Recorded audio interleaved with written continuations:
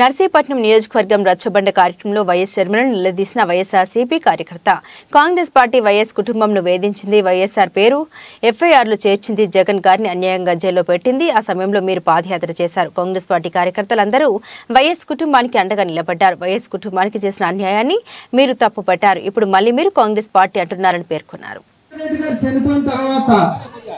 మీ కుటుంబానికి జరిగిన అన్యాయం కోసం మీ వెనకాల ఆ జెండా ఒగ్గేసి మీరు నమ్మిన సిద్ధాంతానికి వైఎస్ఆర్ జెండా ఇక్కడ ఉన్న కాంగ్రెస్ కుటుంబం అంతా వైఎస్ఆర్ జెండా భుజాన్ని వేసుకొని మీరు పాదయాత్ర చేసినప్పుడు మీ వెనకాల జెండా పట్టుకొని తిరిగాం. తర్వాత జగన్మోహన్ రెడ్డి గారు పాదయాత్ర చేసినప్పుడు ఆయన వెనకాల జెండా పెట్టుకుని తిరిగాం. మీరు ఏం చెబితే అది వైఎస్ఆర్ కుటుంబం కోసం మా ప్రాణాలు అర్పించడానికైనా మీ వెనకాల తిరిగాం. తిరిగిందని మీరు 2000 మీరు పాదయాత్ర చేసేటప్పుడు అన్నగారు జైల్లో ఉన్నప్పుడు కాంగ్రెస్ పార్టీ ఏం చేసిందో మీరు చెప్పుకొచ్చారు.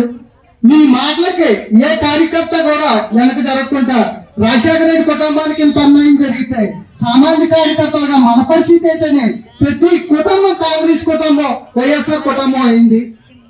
అప్పటి నుంచి ఆ జెండా మోస్తున్నాం, మీరు చెప్పిందే చేస్తున్నాం. జగన్మోహన్ రెడ్డి గారి పరిపాలనలో ప్రతి పేదవారు అందరూ సురక్షంగా ఉన్నారు. పింఛనీలు వస్తున్నాయి, ఇళ్ల స్థలాలు వస్తున్నాయి, అన్ని రకాలుగా బాగుంది. ఈ రోజు మళ్ళీ మీరు కాంగ్రెస్ పార్టీలో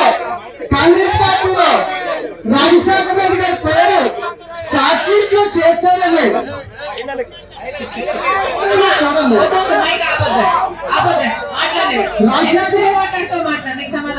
రాజశేఖర రెడ్డి గారి పేరు చార్జ్షీట్ లో చేర్చారని బాధపడే ప్రతి కార్యకర్త రాజశేఖర రెడ్డికి విజయుడిగా ఉన్న ప్రతి కార్యకర్త మీ కుటుంబంలో తిరిగారు. మళ్ళీ ఈ రోజు మీరు ఆ పాలన బాగలేదు, మళ్ళీ కాంగ్రెస్ రావాలంటున్నారు. దానికి మీ సొల్యూషన్ చెప్తే అందరూ ఆలోచిస్తారని కోరుతున్నాను.